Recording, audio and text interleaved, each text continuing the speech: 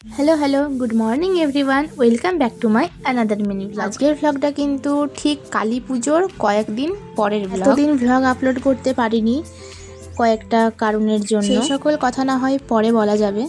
আজকের দিনের গল্পটা তোমাদের সাথে শুরু করা যায়। এই দিন ছিল কালী পুজো উপলক্ষে আমাদের পাড়াতে খিচুড়ি খাওয়ানো। সেই মতো আমরা তিনজন রেডি হয়ে বেরিয়ে পড়েছি।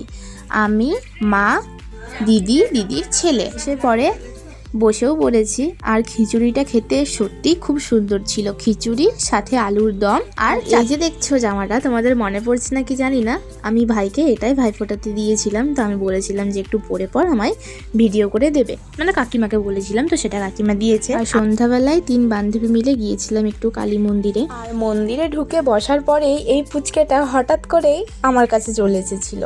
খুবই কিউট দেখ। আর একটু আগে যে বান্ধবীকে দেখালাম, ওর সাথে আমার 3 বছর পর দেখা।